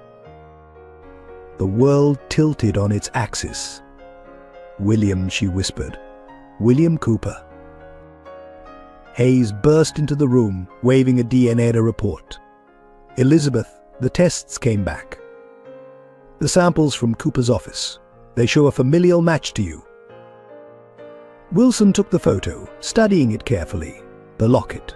It's the same design as the one Sarah left with Emma. The one with the memory card. Memories flooded back fragments of a life before the foster system. A baby brother given up for adoption when their mother died. Elizabeth too young to remember more than feelings of loss and abandonment. That's why he targeted me, Elizabeth realized. The car accident that killed Grace. It wasn't random. William Foster wasn't just some drunk driver. He worked for Cooper for my brother. Rebecca arrived with more files. I found the adoption records. After your mother died, William was adopted by the Coopers, a wealthy family with connections to St. Christopher's Orphanage, the same orphanage that later burned. He knew, Elizabeth said softly. All this time he knew we were siblings. He watched me build my company, marry Thomas, have Grace. And then he systematically destroyed everything I loved. But why, Wilson asked, why target his own sister? Hayes opened her laptop, displaying more records. Look at this. The Coopers weren't just wealthy, they were part of a generations-old network trafficking children through private adoptions. When they adopted William, they weren't looking for a son. They were grooming a successor. But Elizabeth paced the room, pieces falling into place. The accident that killed Grace. It was a message. A reminder of what happens to children in our family. He was showing me that he had the power to take everything, just like they took him. The storage unit, Wilson added, the medical protocols for pregnant women. They're not just selling babies, they're recreating what happened to you and William. Taking children from vulnerable mothers, erasing their true identities. Emily tugged at Elizabeth's sleeve. Is the bad man really your brother? Elizabeth knelt before her. Sometimes, sweetheart, people who are hurt very badly learn the wrong lessons. They think hurting others will fix their own pain. Hayes' phone buzzed. Elizabeth, Cooper's requesting a meeting. Just you at St. Christopher's, the old orphanage site. It's a trap, Wilson protested. Of course it is, Elizabeth agreed. But it's also our chance to find Sarah and Emma. He wants to finish what his adoptive family started, proving that blood means nothing compared to power. She picked up her mother's locket, so similar to the one Sarah had left with Emma. He thinks knowing we're siblings will make me weak, make me hesitate. But he's wrong. Understanding why he became a monster doesn't excuse what he's done. Rebecca entered with satellite images of the mountain facility. Security just changed shifts. If Cooper's meeting you at St. Christopher's, then the facility will be vulnerable. Hayes finished. We can get a team in, find Sarah and Emma while he's focused on you. Elizabeth touched the photo of her mother one last time before slipping it into her pocket. William chose his path long ago. He had the same start as me, loss, abandonment, pain, but he chose to become like the people who hurt us, While you chose to protect others, Wilson completed softly, to build a family based on love instead of power. Emily hugged Elizabeth fiercely. Don't let the bad man hurt you, even if he's your brother. Elizabeth held her close, thinking of Sarah and Emma, of Grace, of all the children William had stolen. Some wounds can't be healed, she told Emily, but they can be prevented from hurting anyone else. She stood, facing her team, her true family. Let's end this. Not just for us, but for every child they've ever taken, including the little boy my brother used to be. The mountain facility yielded more secrets than they'd expected. While Elizabeth prepared for her meeting with Cooper, Hayes' team discovered a hidden records room. Inside, decades of carefully preserved documentation revealed a pattern that changed everything. These aren't just trafficking records, Rebecca said, scanning documents into her tablet. They're genealogies. Cooper's network wasn't random, they were targeting specific bloodlines. Wilson studied a family tree chart covering one wall. Look at this. Sarah's maternal line. It traces back to the Lancaster fortune, the family that disappeared in the 1960s banking scandal. Hayes pulled up historical records on her laptop. The Lancasters didn't just disappear. They were systematically eliminated, all except one infant daughter supposedly killed in a house fire. But she survived, Elizabeth realized, and her daughter is Sarah. The evidence was irrefutable. Sarah Foster wasn't just another victim, she was the last Lancaster heir, entitled to one of the largest fortunes in banking history. Her adoption by the Fosters had been arranged by Cooper's network, placing her with a family they controlled. That's why they watched her so closely, Rebecca said. Why they panicked when she started investigating them. She wasn't just any witness, she was their most valuable asset. Emily, coloring quietly in the corner, looked up. Is that why Mummy knew all the secret ways to hide? Because she's a princess. Elizabeth smiled sadly. Something like that, sweetheart. Your mummy comes from a very important family, one that bad people tried to steal from. Hayes spread out more documents. The Lancasters were investigating the same trafficking network back in the 60s. They'd discovered that prominent families were selling their children to cover gambling debts, hide scandals, or simply for profit. And Cooper's adoptive family orchestrated their downfall, Wilson added, eliminating everyone who could expose them, except baby Sarah's grandmother, who they couldn't find. Elizabeth's phone chimed a message from an unknown number. Attached was a photo of Sarah and Emma, clearly taken recently. Sarah was unconscious on a hospital bed, while Emma lay in a bassinet nearby. Behind them, through a window, snow-covered mountains were visible. But they're moving them, Elizabeth said. Cooper's meeting is a diversion. While we're at St. Christopher's, they're transferring Sarah and Emma to another facility. Rebecca enlarged the photo, focusing on a detail in the background. That painting on the wall, it's a Lancaster family heirloom. I recognize it from the historical records. They're taunting us, Hayes growled, showing us they know Sarah's true identity. Wilson studied the mountain view in the photo. Those peaks, they match the view from only one side of this facility. They're in the east wing, probably near the helipad. Emily tugged at Elizabeth's sleeve again. The bad men want Mommy's money. They already have it, sweetheart, Elizabeth explained gently. They've been using it all these years, hiding it through fake adoptions and medical facilities. That's why they're so powerful. Hayes' team mapped the facility's security systems while Wilson coordinated with medical staff they trusted. The rescue would have to be precise. One mistake and Cooper's people would disappear with Sarah and Emma forever. Her grandmother, Elizabeth said suddenly. The one they never found. What if she's still alive? Rebecca was already searching databases. Margaret Lancaster, last known sighting in. My God, Elizabeth, look at this. The screen showed a recent photo of an elderly woman, the same woman who had been volunteering at St. Mary's Hospital for the past 20 years. The same woman who had helped dozens of Cooper's victims escape. She's been fighting them all along, Wilson realized, working from the inside, protecting as many children as she could, just like she protected Sarah's mother.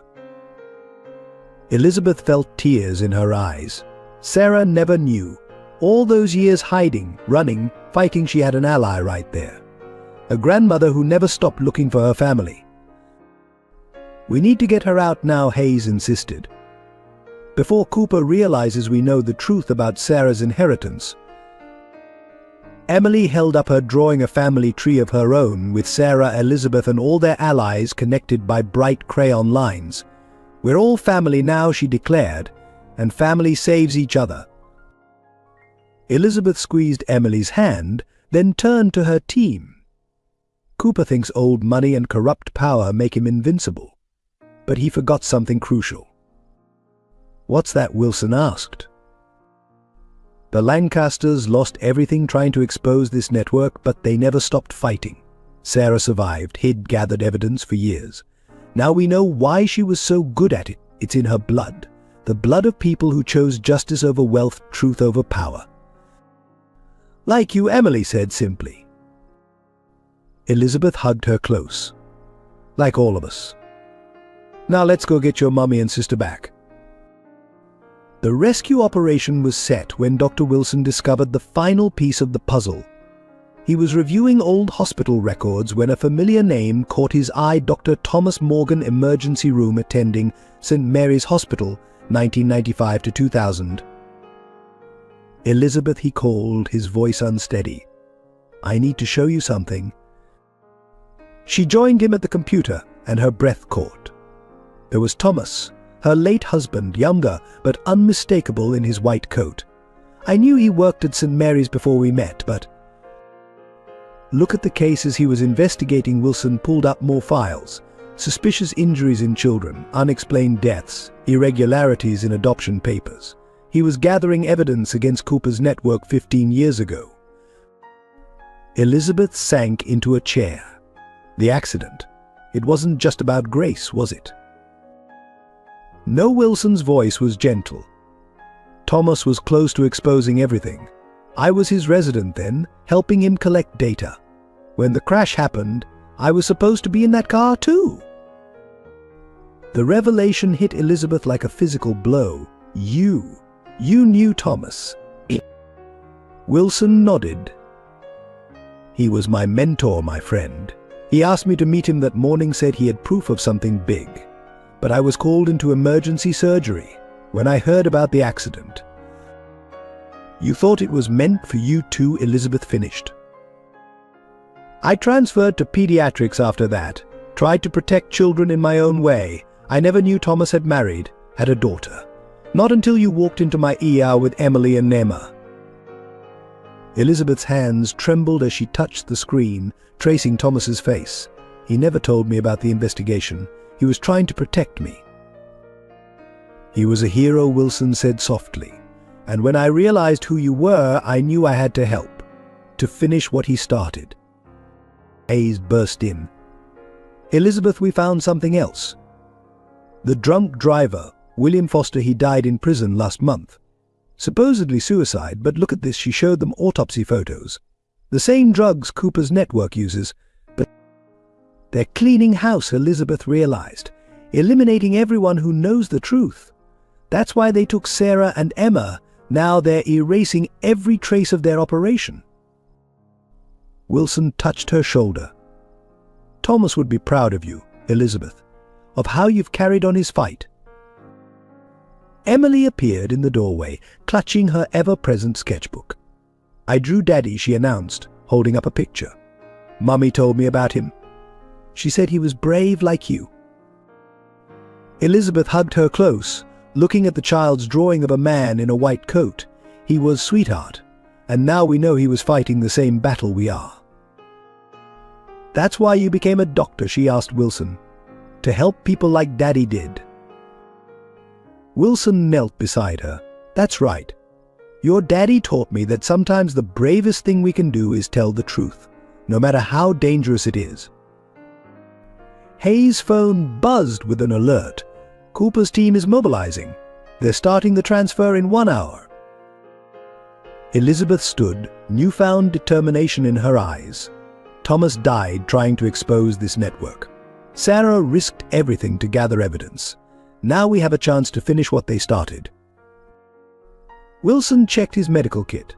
Cooper won't expect us to know about the mountain facility. He thinks he's drawn you away with the meeting at St. Christopher's. Let him think that, Elizabeth said. He spent years underestimating the power of real family, the kind built on love and sacrifice, not money and control. Emily tugged at Wilson's sleeve. Will you protect Elizabeth like you protected my mummy at the hospital? Wilson looked at Elizabeth, years of shared purpose passing between them. With my life, he promised, just like your daddy would have. Elizabeth gathered her team for final preparations. Each person there carried a piece of this story, Hayes with her unwavering pursuit of justice, Rebecca's tireless research, Wilson's connection to Thomas, and Emily's innocent wisdom that reminded them what they were fighting for. Thomas died protecting the truth, Elizabeth told them. Sarah sacrificed herself protecting her children. Now we honor their courage by ending this, not just for them, but for every family this network has torn apart. The mountain facility's security systems fell in precisely coordinated strikes. While Cooper waited at St. Christopher's, Hayes' FBI team breached the compound from 3 directions. Elizabeth and Wilson led the medical team, ready to treat any victims they found. East Wing clear, crackled the radio. West Wing secured, moving to Central Medical Unit.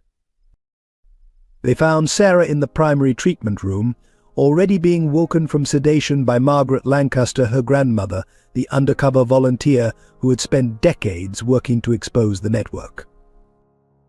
"I couldn't tell you," Margaret whispered, holding Sarah's hand. "They watched too closely. But I've been waiting, gathering evidence, protecting everyone I could." Emma lay safely in a bassinet nearby, unharmed but distressed. When she saw Elizabeth, she reached out with tiny hands, her cries quieting as Elizabeth lifted her. "Cooper's been detained," Hayes announced, entering the room. "His meeting at St. Christopher's was a trap, but not for us. He never expected us to find Sarah's grandmother, to put all the pieces together." The evidence they discovered in the facility proved overwhelming. Hidden rooms contained decades of records, financial transactions, falsified medical documents, detailed accounts of every child bought and sold through their network. "Look at this," Rebecca called, examining computer files. "Offshore accounts, shell companies, everything linking back to the Lancaster fortune. They've been using Sarah's inheritance to fund their entire operation." Margaret held Emma while Sarah was stabilized for transport. "They thought erasing our family would protect them," she said quietly. "They never understood that truth doesn't die, it just waits for the right moment." Elizabeth watched as FBI teams led away doctors, nurses, and administrators, all part of Cooper's network, all now facing justice. Some broke down immediately, offering to testify. Others maintained their arrogant silence, still believing in Cooper's protection. Sarah regained consciousness as they prepared to leave, her first words a desperate question about her daughters. When she saw both Emily and Emma safe, her tears flowed freely. "It's over," Elizabeth told her, holding her hand. "Really over. Your grandmother helped us find you. Cooper's network is exposed. The Lancaster fortune will be restored to its rightful heirs." Outside, news helicopters circled as federal agents led away the last of Cooper's team. The mountain facility, once a fortress of secrets, now stood exposed in the harsh light of justice. "Emily drew this for you," Wilson told Sarah, showing her the child's latest picture, a family tree with branches connecting everyone who had fought to bring down the network. At the top, she had written in careful letters, "Love is stronger than bad men." Hayes coordinated with federal prosecutors, while Rebecca began the complex process of tracing and recovering stolen assets. The dismantling of Cooper's empire would take months, but its foundation was already crumbling. "What happens now?" Sarah asked, holding both her daughters close. Elizabeth looked at their unlikely family, Sarah and her children, Margaret, Wilson, Hayes, Rebecca, and all the others who had risked everything for justice. Now, she said, "We heal, and we make sure this never happens to another family." 6 months after the mountain facility raid, Elizabeth's penthouse buzzed with life. The space once designed for solitude had become a haven for their expanded family. Sarah and her daughters occupied the East Wing, while Margaret took the guest suite, making up for decades of lost time with her granddaughter. Emily's nightmares had gradually subsided, replaced by dreams she eagerly shared at breakfast. "I dreamed we were all in a big garden," she told them one morning. "Even Daddy was there, wearing his doctor coat." Sarah, watching Emma take her first steps toward Wilson's outstretched arms, had found peace in unexpected places. The Lancaster fortune, restored to her control, now funded a foundation dedicated to reuniting trafficked children with their families. "Sometimes healing comes from helping others heal," she told Elizabeth as they watched Emma toddle between them. "I thought running was my only option for so long. Now I know that standing together makes us stronger than hiding alone."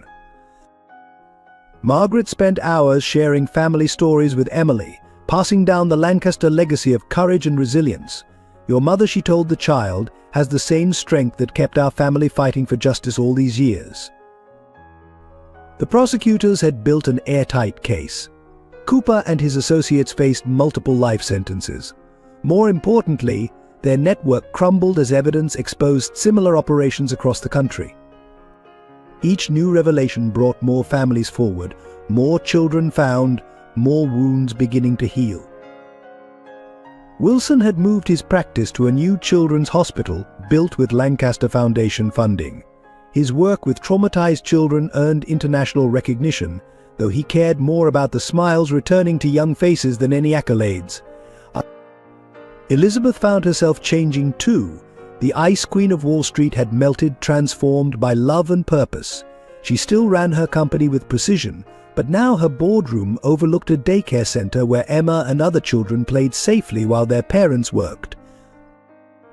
"You've created something remarkable," Hayes told her during a Sunday dinner that had become a weekly tradition. Not just taking down Cooper's network, but building this family from the pieces they tried to destroy.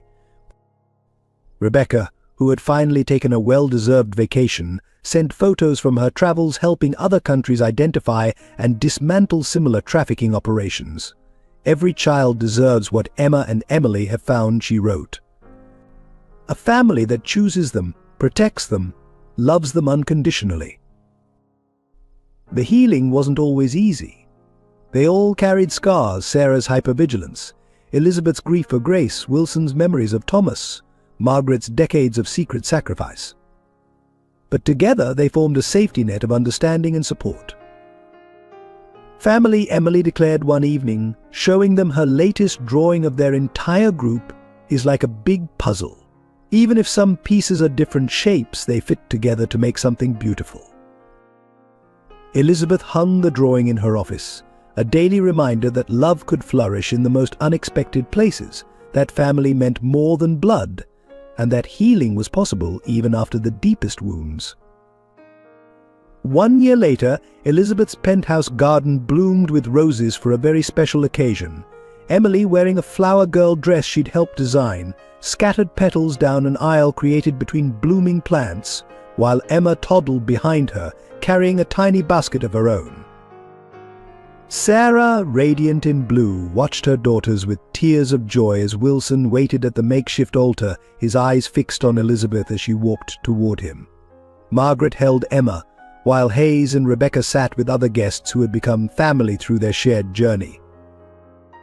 "Family isn't just about who we're born to," Elizabeth said in her vows, "but who we choose to love, to protect, to stand beside through darkness and light.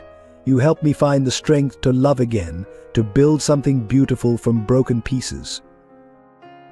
Wilson's response brought tears to every eye. "Through you, I found the family Thomas always wanted us all to have. Through these children, I found the purpose he taught me to seek. And through this love, we all found healing." The Lancaster Foundation had grown beyond their wildest dreams. Sarah's leadership transformed it into a beacon of hope, working with law enforcement worldwide to reunite families torn apart by trafficking. Emily's artwork decorated the foundation's walls, drawings of families finding each other, of love conquering fear. Cooper's network had crumbled completely, its victims now finding support and healing through programs Elizabeth and Sarah had created. The Mountain facility had been transformed into a rehabilitation center, where Wilson led a team helping traumatized children recover through therapy and love. Margaret, finally free from her decades-long undercover mission, devoted herself to being the grandmother she'd never had the chance to be. Her stories of the Lancaster family's legacy of courage inspired a new generation to fight for justice. Hayes had been promoted to lead a new task force dedicated to preventing child trafficking, while Rebecca's research methods became a model for organizations worldwide. Both remained constant visitors to the penthouse, part of the extended family that had grown from shared purpose and love. On this wedding day, as they gathered for photos in the garden, Emily tugged at Elizabeth's dress. "Are you my mama now too?" she asked. "For real." Elizabeth knelt beside her, embracing both Emily and Emma. "Sweetheart, I've been your mama since the night I found you. Love makes us family, and love is the strongest thing there is. Sarah joined them, followed by Wilson, Margaret, and all the others who had become part of their extraordinary family. Together they had proved that love could overcome the darkest evil, that family could be built from broken dreams, and that healing was possible when hearts opened to hope. As the sun set over their celebration, Emily's latest drawing sat, framed on a garden table, a family portrait showing all of them together, with the words "Love Wins" written in rainbow colors across the top. In the end, that was the truest victory of all. Dear viewers, thank you for joining us for the redemption of broken hearts. Your support means the world to our team. If this story touched your heart or resonated with you, please take a moment to share your thoughts in the comments below. We'd love to hear your perspective on family, redemption, and the power of love to heal even the deepest wounds. Don't forget to subscribe to our channel for more compelling stories that explore the human experience. Every subscription helps us continue creating meaningful content. Please share this video with friends and family who might find hope in this tale of triumph over darkness. If you enjoyed this story, hitting the like button helps others discover it too. Together we can spread messages of hope, healing, and the unbreakable bonds of family. Thank you for being part of our storytelling journey.